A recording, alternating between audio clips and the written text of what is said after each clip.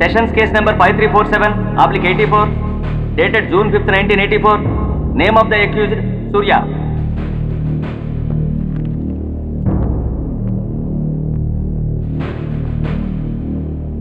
Proceed. Your honour, ఈ నేరస్తుడిని కఠినంగా శిక్షించండి అని వాదించడానికి కూడా ఒక్క నిమిషం ఆగి అతని వయసును సమీక్షించుకోవాల్సినంత చిన్న వయసులో ఇతను 2 హత్యలు చేశాడంటే మన న్యాయ వ్యవస్థ మొత్తం ఒక్కసారి మళ్ళీ ఆలోచించుకోవాల్సిన పరిస్థితి ఏర్పడింది.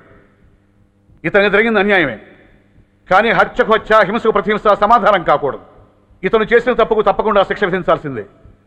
కానీ వేసి ఆ శిక్షలా మాత్రం కాకుండా మొత్తం బాలలోకానికి, రేపటి తరానికి శిక్షణలా అనిపించాలి. It's my sincere request. That's all your honour. బాబు, నువ్వు చెప్పుకోవాల్సింది ఏమైనా ఉందా?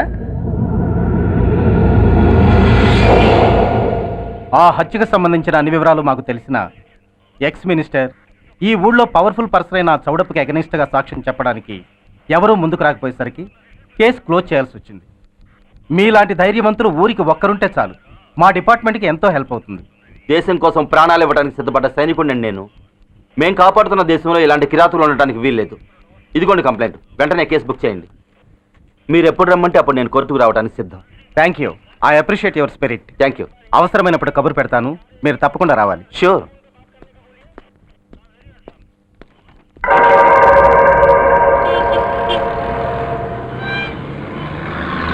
అవును సార్, రిపోర్ట్ ఇచ్చి వెళ్ళాడు. అడ్రస్ తెలుసు సార్, మిలిటరీలో పనిచేస్తాడట, లీవ్ మీద ఇంటికి వచ్చాడు. వాడి సంగతి మేము చూసుకుంటాం సార్, మీరేం వరి అవ్వకండి. అరే, ఈ మాత్రం దానికి మీరెందుకు సార్, మేమెందుకున్నాం? తెల్లారేసరికి వాడు ఎన్కౌంటర్ అయిపోతాడు, సరేనా? ఓకే సార్, ఉంటారు సార్, నమస్తే.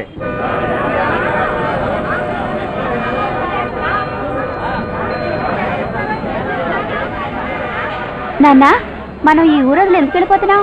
ఈ ఊళ్ళో కొందరు చెడ్డోళ్ళు ఉన్నారు బాబు. ఎవరు వాళ్ళు?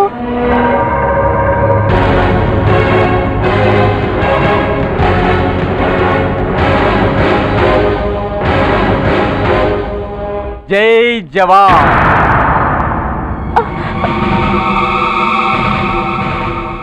కోర్టుకొచ్చి సాక్ష్యం చెబుతాన్న మిలిటరీ ఆయన చెప్పా పెట్టకుండా ఊరొదిలి పారిపోతున్నారే. రేయ్, నేను సైనికుణ్ణిరా. వెన్ను చూపించి పారిపోవడం నాకు అలవాట్లేదు. కాకి బట్టలు తొడుక్కొని అలాంటి లుచ్చాల దగ్గర బాకీ పనిచేసే ఇలాంటి వాళ్ళ పని పట్టడానికి మళ్ళీ తప్పకుండా తిరిగి వస్తాను రా. అంత లేదమ్మా, అసలు నువ్వు ఇక్కడి నుంచి వెళితే కదా తిరిగి రావటానికి. తమ్ముంటే ఆపండి రా. చా రండ్రా.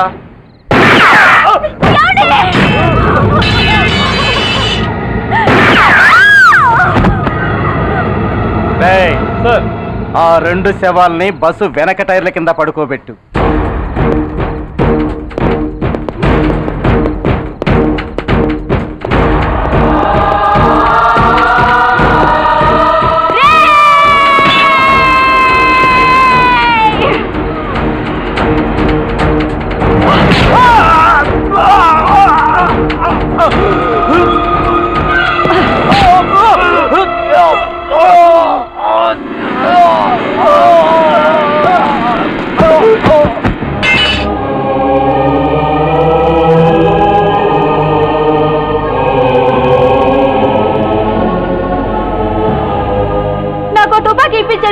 ఇక్కడున్న పోలీసులందరినీ చంపేస్తారు సార్. వాళ్ళు మంచి వాళ్ళు కాదు సార్. మా నాన్న దేశాన్ని కాపాడే సైనికుడు సార్. మా అమ్మని నాన్నని అన్యాయంగా చంపేశారు సార్ ఈ పోలీసులు. అసలు పోలీసు అని కూడా బతకూడదు సార్, బతకూడదు. నాకు తుపాకీ ఇప్పించండి సార్, ఇప్పించండి, ఇప్పించండి.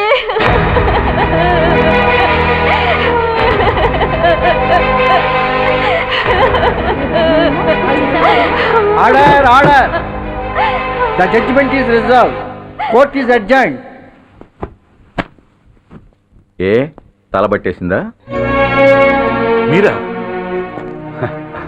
ఏమా బాగున్నారా? బాగున్నానన్నయ్య. రండి కూర్చోండి. ఏరా, బోర్డర్లో ఉండాల్సిన వాడి కోర్టులో పరిశీలన అయ్యావు. ఎంతసేపు అయింది వచ్చి? ఈ కేసు హియరింగ్ స్టార్ట్ అయ్యేసరికి వచ్చామన్నయ్య. ఇంతకీ ఆ అబ్బాయికి ఏం శిక్ష పడొచ్చు? ఏముందమ్మా, మైనర్ కాబట్టి కొన్నాళ్ళ పాటు రీఫార్మ్ స్కూల్ పంపించాల్సి ఉంటుంది.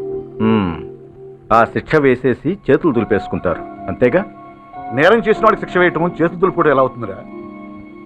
వాడు చేసింది తప్పు కాదని నీ అంతరాత్మకు తెలియదా? మన దృష్టిలో తప్పు కాకపోయినా చట్టం దృష్టిలో ఇది నేరం. దానికి శిక్ష వేయక తప్పదు. అసలు శిక్ష అనేది ఎందుకురా? మనిషిలో పరివర్తన తేవటానికి. మీరు వేసే శిక్ష వాడిని తప్పు తెలుసుకొనివ్వదు, తప్పుదారిలోకి మళ్ళిస్తుంది. ఏంటో నువ్వనేది?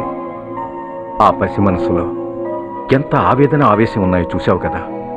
శిక్షాకాలంలో అవి వాడితో పాటే పెరుగుతాయి తప్ప తరగవు. సమాజం మీద కక్షతో, వ్యవస్థ మీద హేట్రెడ్తో ఓ రెబల్గా సొసైటీలోకి వస్తాడు. దగ్గరకు తీసుకుని ఆదరించేవాళ్ళు లేక మరో క్రిమినల్గా తయారవుతాడు. ఇంతకీ నువ్వు అనేది ఏమిట్రా? మా కన్న కొడుకు ఎలాగూ పోయాడు, వాణ్ణి మేం పెంచుకుంటాం. Yes, we want to adopt him. I appreciate your humanity major Bhargav, but చట్టానికి విచారణ చేయటంలోనూ శిక్ష విధించటంలోనే కాదు, ఆ శిక్షను అమలు చేయటంలో కూడా కొన్ని పరిమితులు ఉంటాయి. శిక్షాకాలం పూర్తి కాకుండా అతన్ని మీకు హ్యాండ్ ఓవర్ చేయటం కష్టం అవుతుంది. ఇంతకీ ఆ కుర్రాడి మీద మీకు ఎందుకంత ఇంట్రెస్ట్? అతను ఓ సిన్సియర్ మిలిటరీ మ్యాన్ కొడుకు సార్. అంటే ఆ చనిపోయిన అతను? He was my subordinate sir. Oh I see. Okay, I will do one thing. ప్రస్తుతానికి ప్రొసీజర్ ప్రకారం అతన్ని రిఫార్మ్ స్కూల్కి పంపిద్దాం. ఈలోగా గవర్నమెంట్కి, లా అండ్ ఆర్డర్ డిపార్ట్మెంట్కి స్పెషల్ పర్మిషన్ కోసం అప్లై చేసి వాళ్ళని ఒప్పిస్తాను. ఆ తర్వాత అతన్ని మీరు తీసుకెళ్ళవచ్చు. Thank you very much sir. వస్తాం సార్. మంచిది. మేజర్ గారు, ఆ కుర్రాడిని మీరు ఏం చేద్దాం అనుకుంటున్నారు? ఏ డిపార్ట్మెంట్ అయితే అధికార దుర్వినియోగం చేసి ఓ నేరస్తుని తయారు చేసిందో అదే డిపార్ట్మెంట్లో చేరుస్తాను. I will make him an honest police officer.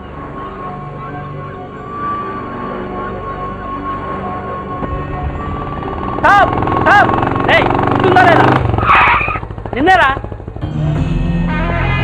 ఏంటి అలా చూస్తున్నావు?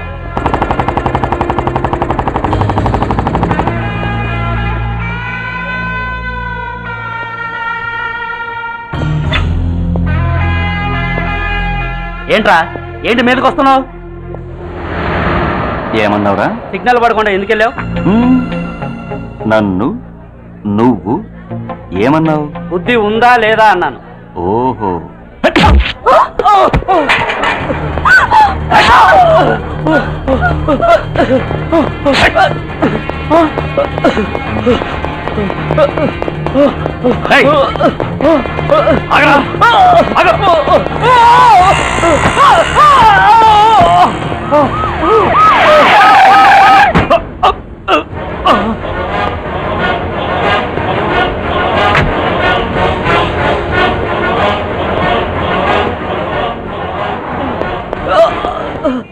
అతని హాస్పిటల్కి తీసుకెళ్ళండి.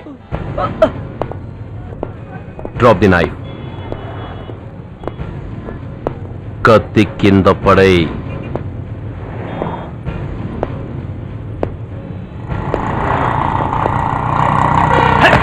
ఆగో, ముందుకొస్తే దీన్ని చంపేస్తా.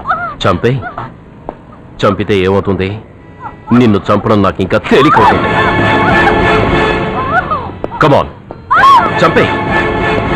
ఆలోచిస్తావే కిల్లర్?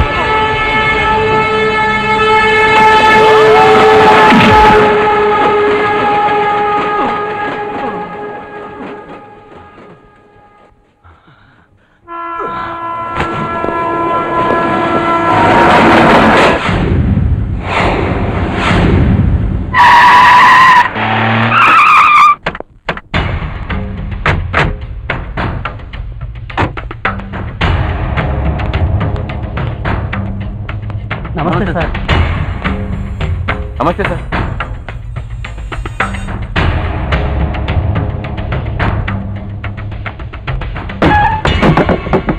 నేనెవరిని? మీరు అదే నేనెవరిని? మినిస్టర్ అప్పలనాయుడు గారు సార్. మరి వాడేవాడు? మీ అబ్బాయి గారు సార్. అంటే అది తెలిసే వాడిని లోపలేసావా?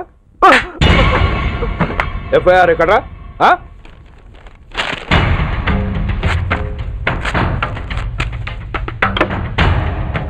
నువ్వే నా రైటర్వి? అవును సార్. నీకెన్ని గుండెలుంటే మా వాడి మీద ఎఫ్ఐఆర్ రాస్తారా? రే సెల్ తాళాలు ఎక్కడ్రా? ఇదిగోండి సార్. నీ అబ్బా నాకిస్తారా? ఇల్లు తెరువు. అసలు ఎవడ్రా నా కొడుకుని అరెస్ట్ చేసింది? ఏసీపీ సూర్య గారు అంటున్నానా? తూ నీ అబ్బా సిగ్గు లేదురా? ఆడంగి నాయల్లా తన్నులు తినొస్తారా? నా కడుపున చెడబుట్టావు కదరా. వెళ్ళు కళ్ళ కూర్చో. రేయ్ అసలే అడ్డదారులు అసెంబ్లీకి వెళ్ళినోడిని. నాకు సంబంధించిన విషయంలో ఎవడన్నా అడ్డొచ్చాడో అడ్డంగా నరికేస్తా. ఆ విషయం మీ ఏసీపీ గడికి చెప్పు.